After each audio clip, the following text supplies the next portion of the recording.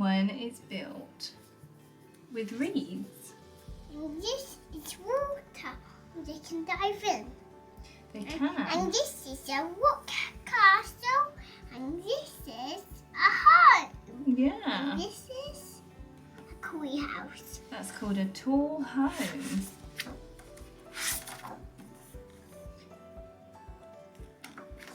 These are all the ways that children go to school, aren't they? Some children go to school on a donkey. And what's this one? A bike. A bicycle, yeah. This one. And this cool little truck is called a tuk-tuk. This one. Yeah, they climb ladders to get to school. Go. That's in China. This one. That is by donkey in Donkey. Africa. So this little tail is my cat. I don't know if you can see him. Say hi. So, welcome back to my channel. If you're new to my channel, I'm Kayla. Hi, welcome. I am a mum to one. She is just 3 now, coming up to 4. I'm also a childminder. I look after children from birth to 5.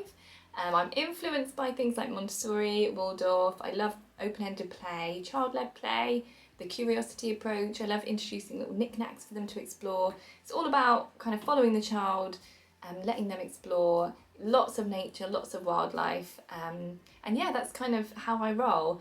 So it's a real mix of different influences here in my setting and on my channel. But if you like that, then please do subscribe for my future videos, and don't forget to like if you like, and I always love to hear from you, so please comment.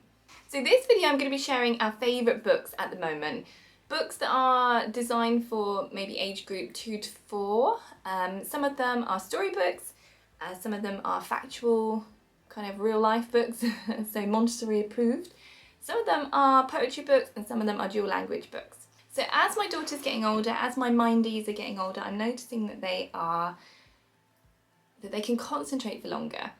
So they do like books that can have a bit longer of a storyline. They can pick up on more complicated language. So some of the books have got lots of different vocabulary in there for them to learn. And obviously we love factual books. We love learning about our environment. We love learning about animals and wildlife. So we've got some of that in there too. But I've kind of centered it loosely around spring. So there's lots of flowers and lots of bugs and things like that, because that's more of what we're learning at the moment. So anyway, I'll get into it. I'll show you our favourites and I'll put the links down below for you too.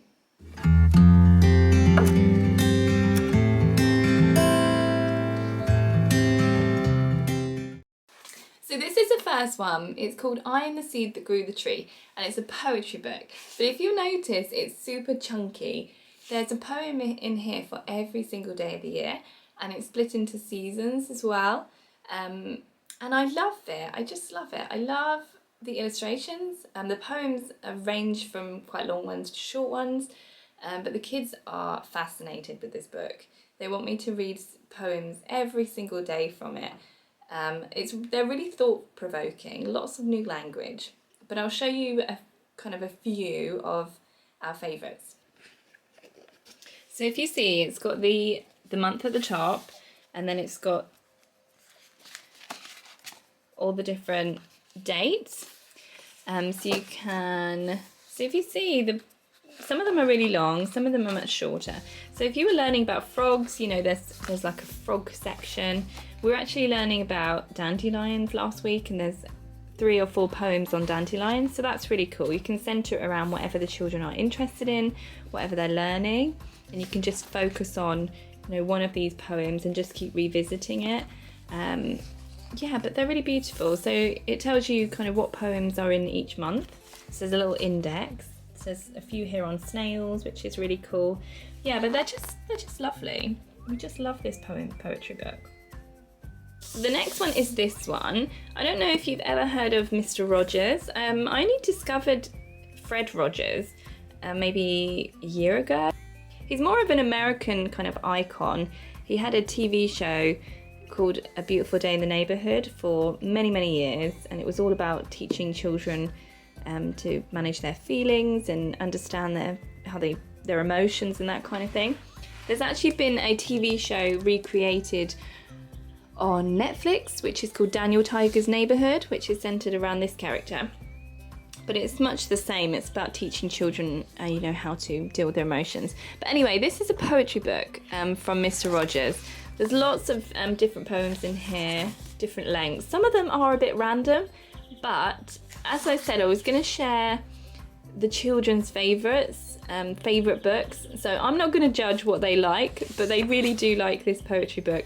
I don't really enjoy reading it that much, but they always bring it to me. They love the illustrations and they love the poems. So yeah, this is one that I would definitely recommend. If you want to introduce some poetry to your child, then this is a really cool one. And next I'm going to go on to storybooks. We've got a real mix of favourites.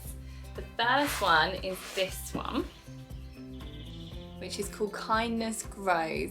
If you might have heard of the books from, the author is Britta Teckentrup. She did the tree book, the bee book. They're quite popular and we've got those too. But this is one that we got a few months ago. So all of her books have the same theme. They have this cut out kind of peek through bit. And this is the same with this book too. So it's basically talking about how kindness, really, promoting kindness, working together, you know, what it means when we're unkind to people and how we can flourish by saying kind things. And it centres around this bit in the middle, which keeps extending, and it turns into kind of a big gap, big divide between the children. And at the end, it's talking about how we join together and we can all chase our dreams when we work together. It's really lovely. It's a really lovely sentiment in promoting kindness.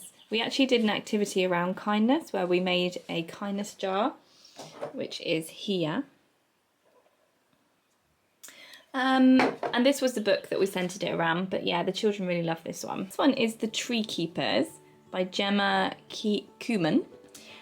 This is a sweet little book about this character called Sylvia.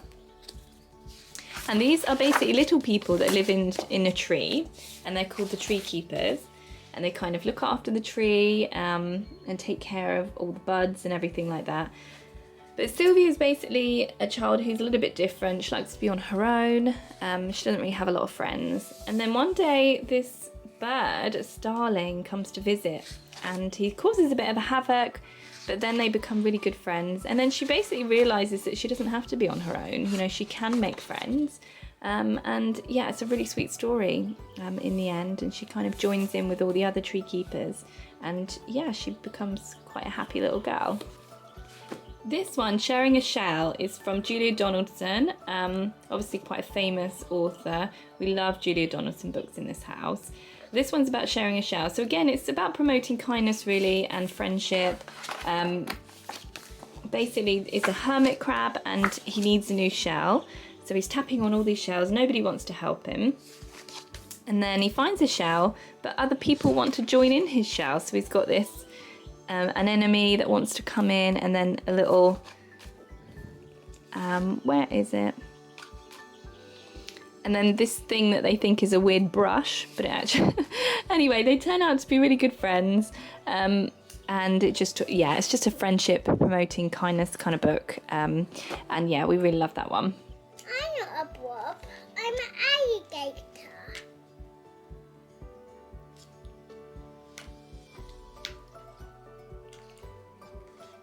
Can I keep you so wide to find food, and that will help you as well?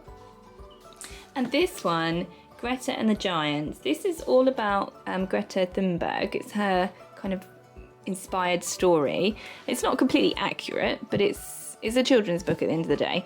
It's the same kind of thing really. It's promoting kindness, care of the environment, the things that we need to do to look after our environment, but the talks about how the giants kind of are destroying the forest and they need to stand up and save it. It's all about being brave and courageous, you know, just like Greta really. But they're lovely illustrations and the children really love this book. I love to promote kind of bravery, courage in the children and let them know that, you know, whatever they put their mind to, they can achieve. This is a book that we used for our bird study a few months ago. It's got all the garden birds, kind of British garden birds, but every page is devoted to a different bird. And the illustrations are just beautiful. I have one child in particular who is fascinated with this book. And she'll open it and she'll flick through and she'll ask me to name every single bird. But I keep it really, really close to the exit to the garden. And when we hear a new bird singing, or if we see a new bird in the garden, we'll grab it and we'll see if we can recognise which bird it is. So there's so many in here that they know now, and so many that we've seen just on our walks or in the garden. So it's a really cool way to introduce different language and kind of connect them with their environment, connect them with wildlife. But it's a cute little handy book. This one is a Lift the Flap book, all about flowers. I like it because it introduces new language, and these are flowers that we can see in our environment when we're on our walks in nature. So it's really cool to point out different flowers that we come across. Or flowers in the garden, and then it talks about what grows in a greenhouse, and different herbs and things like that. This is cool, but this could be for any age, I think. Not necessarily 2 to 3. You know, any child who can lift the flaps and turn the pages, even a younger child. So this book I absolutely love. I'll show you kind of how big it is in comparison to this one. So it's one of our biggest books. It doesn't actually fit on the bookshelf. I've got a special place for this one because it's so huge. The ANIMALIUM book. There's actually a series of these. I don't know if it shows you on the back. No, there's one about botany. There's one about dinosaurs. But it really goes into detail on the tree of life. And it separates all the animals into different categories. They call it a museum book. They kind of treat it as a museum, and these are different galleries. So you can go to mammals, for example, or amphibians. And yeah, it's really, really detailed. So it's definitely more designed for the older child, and because it's such a beautiful book, I want gentle hands on this. So I would never let a little baby near it. But yes, it's really beautiful, really detailed. So if you're studying amphibians, for example, if you're studying frogs, and there's a whole section in here that you can kind of talk about.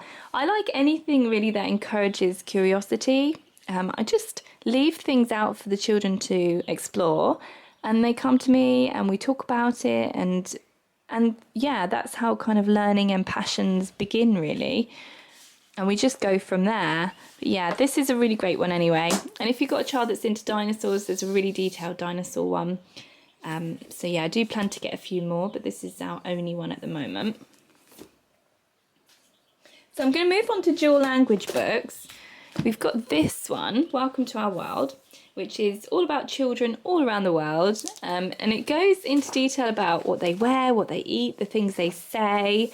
It's really cool. So it's a good way to introduce new language and kind of cultural studies, really, to learn a bit more about children all around the world and the way they live. So here we've got all the different sayings for hello. We've got what you would call your grandmas and your granddads, the kind of transport that people use to get to school all around the world, the way they dress for school, the kind of drinks and food they eat, the things they wear. It's really, really cool, really interesting, and the children love this. When I'm making some food from, Mexico or Italy, sometimes we'll pull this open and we'll have a little look to see if it's in here. So yeah, this is really cool anyway, just for kind of opening children's eyes to the way that other people live. I think it's really important to share different cultures and diversity with the children. So this one is a dual language book. It's French and English. It's a really sweet little story. and it uses different language for basically big and small. It has the French translation and then the English. So the way that we do this is I read the story in English and then I'll add in some of the French variants, you know, on the different language. It's a really unusual illustrations. The children are fascinated with it. The fact that there's someone living inside an apple, and there's really huge like monsters in it. So it's really thought-provoking for the children. But yeah, this is an interesting way just to introduce new language really from different countries. So that's it. Those are all the books I want to share with you. There's a real variation there, but those are all our favourites at the moment. And as I said at the beginning, they're always out. I never put them in rotation because they're just always read. So anyway, I'll link them below for you, so you can get your hands on them. Do let me know what you think of the video, and thank you so much for watching. And as I said earlier, don't forget to subscribe if you're new to my channel, and like and comment, because all that engagement really does mean a lot to me. So thank you for watching, and I'll see you in the next video.